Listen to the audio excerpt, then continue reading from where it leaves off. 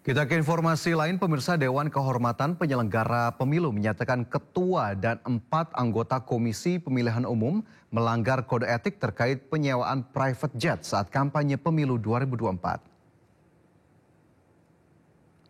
DKPP pun menjatuhkan sanksi peringatan keras kepada kelima orang tersebut. Adapun kelima orang itu yakni Ketua KPU Muhammad Afifuddin serta anggota KPU masing-masing Idam Holil, Yulianto Sudrajat, Parsadaan Harahap, dan Agus Melas. Selain itu DKPP juga menjatuhkan sanksi serupa kepada Sekretaris Jenderal KPU Bernard Darmawan Sutrisno. Terima kasih Yang Mulia Mas Ketua.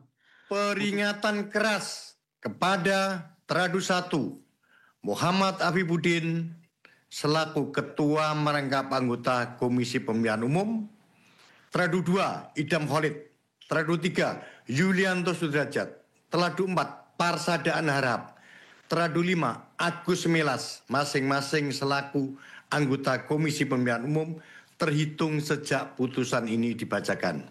Peringatan keras kepada Teradu 7 Bernard Darmawan Sutrisno selaku Sekretaris Jenderal Komisi Pemilihan Umum terhitung sejak putusan ini dibacakan.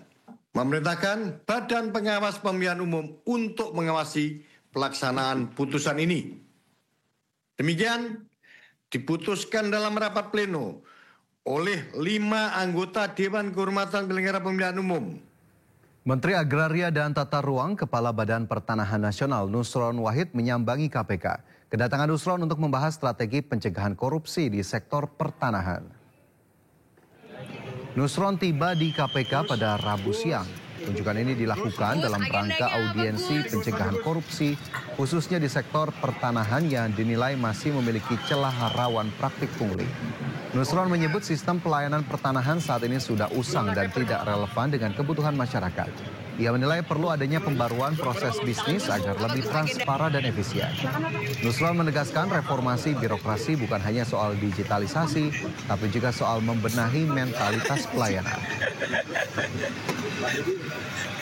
Mau minta masukan dalam rangka evaluasi bisnis proses di bidang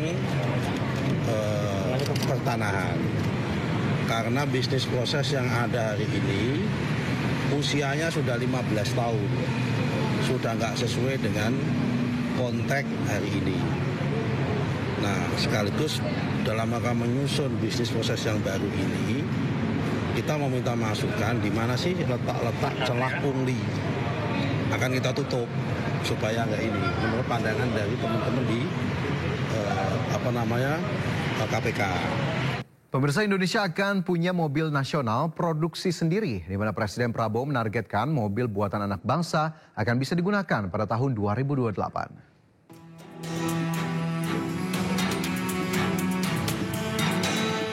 Setelah memiliki mobil Jeep buatan sendiri, Presiden Prabowo berencana akan membuat mobil dalam negeri. Proyek strategis pemerintahan Prabowo ditargetkan akan rampung dalam 3 tahun mendatang. Dalam rapat kabinet yang digelar kemarin, Presiden Prabowo juga sebut pemerintah telah mempersiapkan alokasi anggaran hingga lokasi pabrik pembuatan mobil kebanggaan Indonesia ini.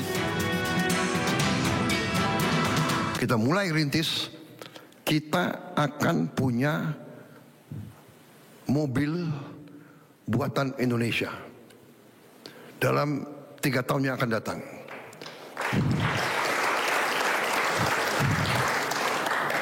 Saya sudah alokasi dana,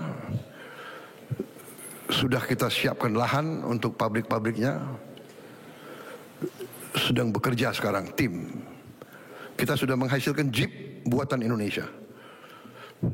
Jadi sekarang pejabat-pejabat kita, perwira-perwira kita bangga, kita tidak pakai Jeep buatan negara lain. Kita pakai Jeep buatan Indonesia sendiri.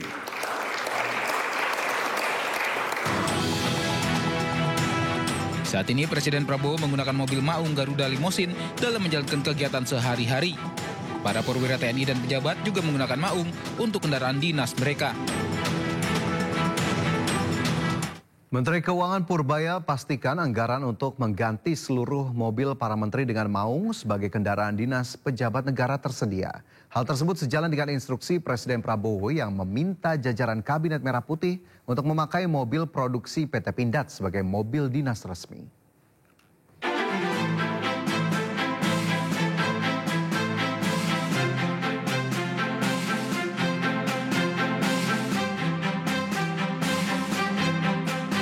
Rencana penggunaan mobil maung produksi PT Pindad sebagai kendaraan dinas para menteri, wakil menteri, dan kepala lembaga di Kabinet Presiden Prabowo Subianto semakin menguat.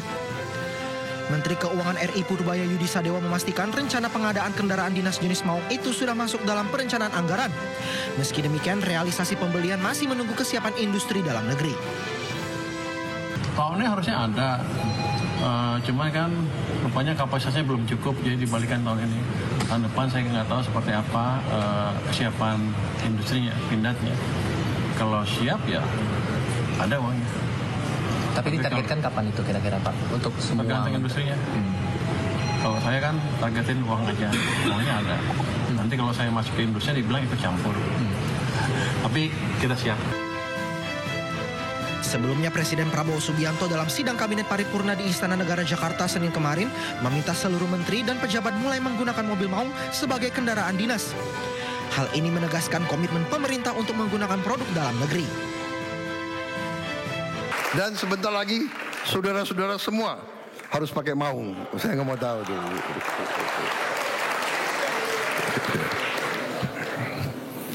Yang mobil-mobil bagus pakai kalau libur saja. Ya pada saat saya nggak panggil kau, bolehlah kau pakai begitu.